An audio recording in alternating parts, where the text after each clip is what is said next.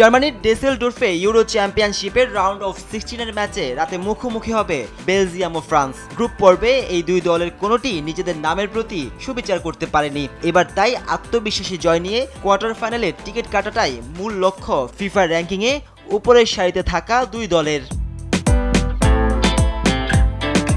সব ধরনের ফুটবল আসর মিলিয়ে এখন পর্যন্ত ৭৫ বার বেলজিয়ামের মুখোমুখি হয়েছে ফরাসিরা, যেখানে ২৬ জয়ের বিপরীতে হার এসেছে ৩০ ম্যাচে। ড্র নিয়ে শেষ হয়েছে ১৯ ম্যাচ।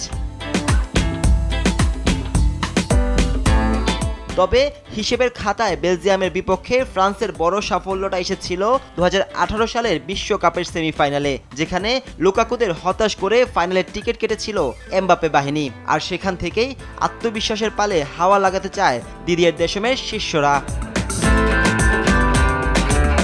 তবে সেরা ৮-এ যাওয়ার দৌড়ে পিছিয়ে থাকতে চায় না বেলজিয়ামও।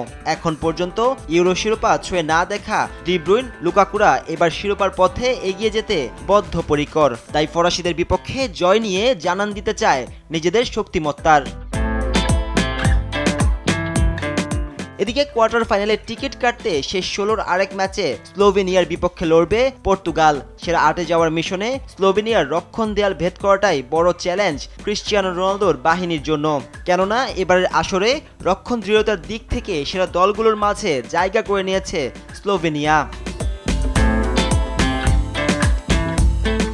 তবে সেরা ৮ নিশ্চিত করতে রোনালদো, ফার্নান্দেজদের ধৈর্য নিয়ে খেলার বার্তাই দিলেন পর্তুগাল কোচ রবার্তো মার্টিনেজ। কোচের পরামর্শকে কাজে লাগিয়ে জার্মানের ফ্র্যাঙ্কফুর্টে শেষ হাসিতে হাসতে চায় সেলেসাওরা।